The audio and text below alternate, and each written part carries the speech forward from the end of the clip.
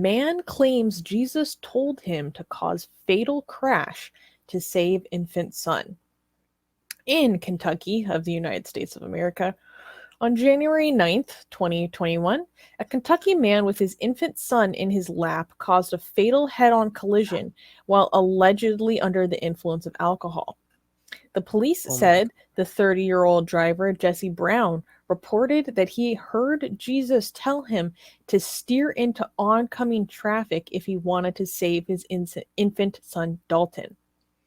Quote, Brown stated that Dalton had died, and Jesus told him that if he hit the oncoming car, Dalton would be brought back to life and things would be better, end quote, the officer, Warinner, noted.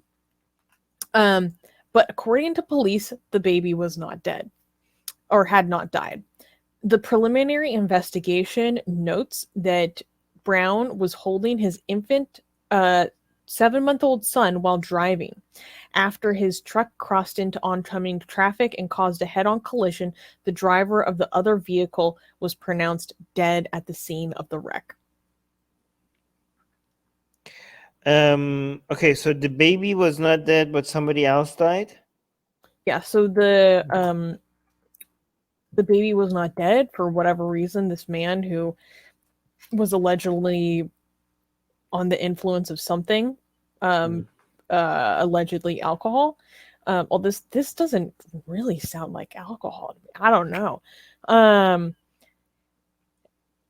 He was under the influence and driving, and he had his 7-month-old in his lap while he's at the wheel of the car.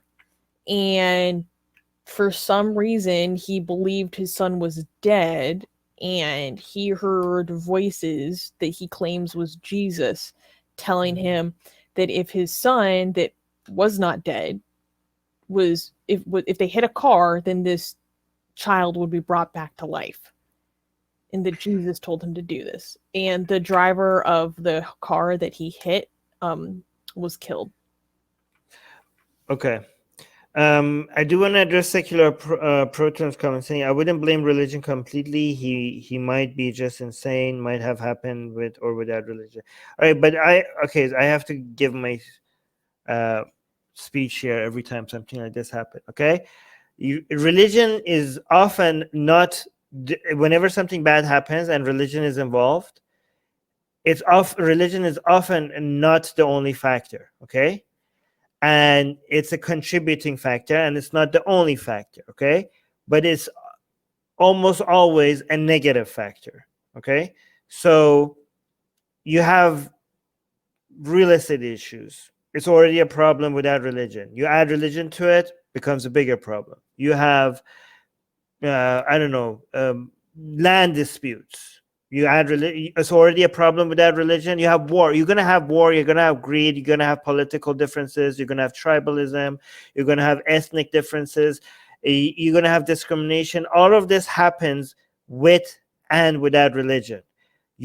What the role of religion is not often the only reason why these things happen, but all of these problems, when you add religion to them, becomes a lot worse, a lot more complicated, and a lot more difficult to solve. Okay, same thing with mental health. Okay, mental health, a lot of people have mental health issues without religion, and sometimes that ends up in something very disastrous without religion. Okay, but people with mental health issues, when you add religion to it, you make it a lot worse, right? Just like religion poisons everything, right? And the way I explain this is like, imagine somebody, just like, let's forget religion, okay? Imagine somebody hears voices, okay? Even without religion, I think everybody can recognize that me going to this person and somebody that has no mental health expertise and education, going to that person, telling them, hey, guess what? The voices that you're hearing, they're real. And they're coming from a high position of authority, and you should take them seriously. Even if this is not Islam, Christianity, Hinduism, or any other religion, you could be like, "What the hell are you doing, Armin?" That's a very irresponsible message to give to somebody who has mental health issues or is hearing voices. So if you could recognize how damaging that would be, you could also recognize how damaging religion would be to somebody that is hearing voices, right? So yes, religion is not the only factor, but it makes an already existing problem a lot worse, and that's what religion often does. Go on, Susanna. So where did this comment go? Ghost Bunny is saying it could have been paranoid schizophrenia. Alcohol may have added to it. And Matthew is saying this sounds like psychosis. So, hearing voices is just a symptom of, it's a hallucination. Okay. Hallucinations are broadly associated with psychosis, and, hallucinations are not exclusive. Auditory hallucinations are not exclusive to schizophrenia. Okay. So we have nothing, no information available to us that leads us to believe that any of this was schizophrenia specifically. Okay. Psychosis just means a break from reality. So many different mental health conditions can lead to a break from reality. In fact, there's such a thing as called alcohol-related psychosis or alcohol-induced psychosis. So this is pure speculation. I am not any sort of mental health expert, licensed provider, etc. But based on my experience of being physically assaulted by someone that I believe to have been experiencing alcohol-induced psychosis, it sounds like a very similar situation. Again, skeptical. I don't know that for a fact. Okay. But it's really unfortunate.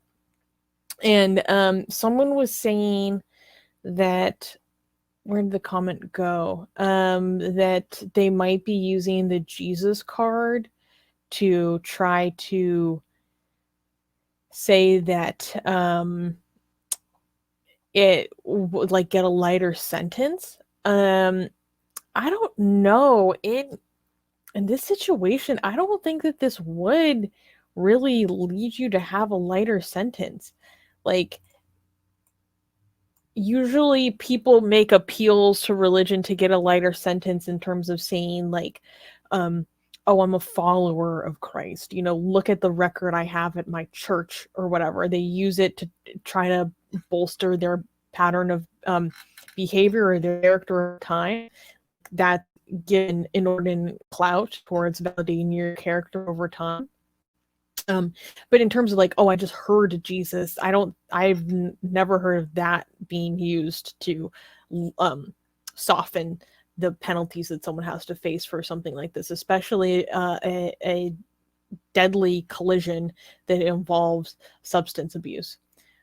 And also subscribe to our newsletter, because if we get removed from all these platforms, at least we could reach out to you. And guys, by the way, if you subscribe to our newsletter, you get a free copy of Why There's No... Where's your copy, Susanna? Get it. We're doing promotion. You get a free... It's not even promotion, it's free. Okay, so if you subscribe to our newsletter, link in the description, you get a free copy of Why There's No God. Come on, like, I'm handing it out for free. Okay, it's a bestseller on Amazon, and you get it for free. So subscribe to our newsletter, and you get a free copy of Why There's No God sent to you. Link in the description.